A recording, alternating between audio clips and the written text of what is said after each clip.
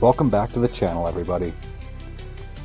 Now, I know what some of you may be thinking. Isn't it a bit early to be talking about professional tryout offers and late summer bargain contracts? Training camp is still on the horizon, but here's the reality of today's NHL. Right now, the market slows down, and veteran players without a contract are going to start looking at their options very differently. For the Toronto Maple Leafs, the heavy lifting of the summer might be done, but the margins are where championship rosters are built. When you look at Toronto's current setup, there are still a few clear holes. Depth on the right side of the defense, some missing speed in the bottom six, and a top six forward group that feels like it's still missing one final puzzle piece. Today we're going to look at 4 specific players the Maple Leafs should keep tabs on as training camp fast approaches, including one big-name physical winger, a slept-on right-handed blue liner, and a couple of veteran forward options that would fit the bottom six perfectly. Let's start with the biggest name on the list, Evander Kane. He doesn't exactly fit the PTO candidate mold as cleanly as the other guys we're going to talk about today. He's not going to sign a baseline minimum deal just to show up. But bringing in Evander Kane on a tryout with the mutual understanding or promise of a multi-million-dollar contract if he earns a spot could be an absolute home run for Toronto. Last year he spent the season in Vancouver. He played 71 games and put up 13 goals and 18 assists for 31 points. Those numbers might not scream superstar, but when you look at the physical identity, secondary offense, and the pedigree he brings, he fills a massive void in Toronto's lineup. Currently, Toronto has primary play drivers in Matthews, Nylander, Nyes, Tavares, and rookie Gavin McKenna. Where it gets tricky is filling out the rest of the top 6. Roslovic is likely to get a look on Matthews' wing, and Cowan may be an option on the second line, but both are better suited in third-line roles, avoiding top defensive pairings and adding versatility and speed to that third line.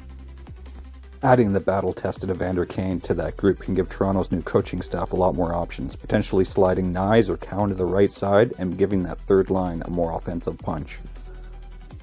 And here's the financial twist. With Max Domi's health status still being a real question mark entering camp, if his cap hit opens up or moves to LTIR, does that free up enough money to offer Kane something in the $2 to $3 million range that he'd actually find palatable? If the answer is yes, then Kane could give this top 6 group an extra offensive spark.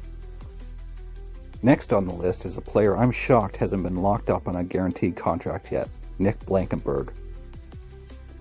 Blankenburg is only 5'9", but if you've watched him play, you know he plays significantly bigger and tougher than his frame suggests. He is a pure competitor, he's got great hockey IQ, and moves the puck cleanly out of the defensive zone. And most importantly, he shoots right. Every team in the NHL craves a right-shooting defenseman who can transition the puck. When you evaluate the Maple Leaf blue line heading into the season, almost all your core guys are in their early to mid-30s, outside of a younger piece like Emile Andre. Over an 84-game grind, injuries will happen. Depth will be tested. Right now, if an injury hits the right side, the immediate backup option is someone like Philip Myers. But let's be completely honest. Myers has consistently struggled against high-speed forechecks, making clean breakout passes under pressure from his own zone. Blankenburg gives you a seamless plug-and-play option on the third pair if injuries strike. Signing him also serves another vital purpose. It allows top prospect Ben Danford to spend a full uninterrupted season with the Marlies in the AHL to marinate, develop, and play 22 minutes a night rather than being rushed into NHL spot duty. Moving on to the bottom 6, let's talk about 2 veteran forward options, David Perron and Tyson Jost. Now the Leafs actually have an abundance of bottom 6 forwards right now, and there are some good pieces in the fold. But outside of guys like Steven Lorentz and Teddy Bluger, speed and secondary offense punch are a legitimate concern for this group. Let's start with the former Stanley Cup champion and David Perron. He split last year between Ottawa and Detroit, collecting 13 goals. The goals are one thing, but he also brings a veteran savvy, a strong competitive edge, and can be a bit of an agitator. If injuries happen to your top 9, for a short period of time, Perron can fill the void and play either left wing or right wing. The last player I want to mention is Tyson Jost. Jost is 28 years old, a former top pick, a natural center, and a dynamic skater. Having played for 5 different NHL franchises, he knows exactly what his identity in the league is. He's a high-speed utility player whose skills align perfectly with a fourth-line center role and key PK minutes. Now, Let's talk about the business side of how this actually works under the cap.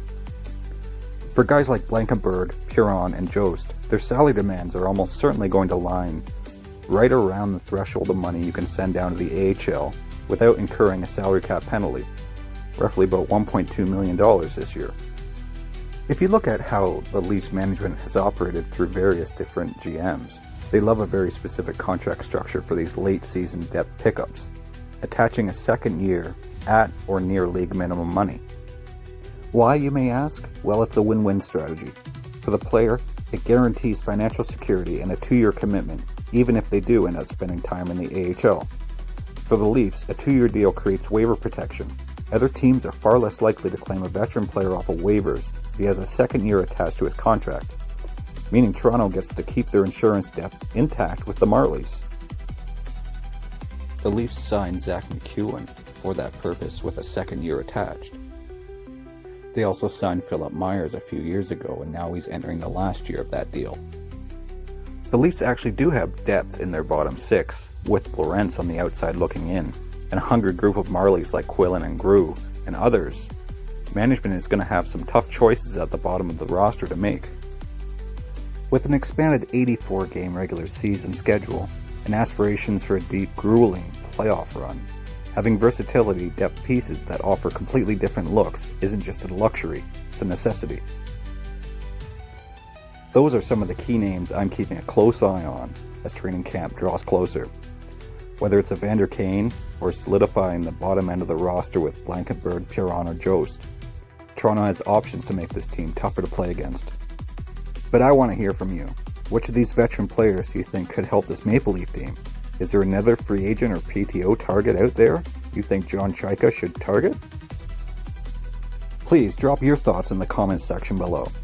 If you enjoyed today's breakdown, do me a huge favor, hit that like button, hit subscribe, and ring the bell notification so you'll never miss an upload.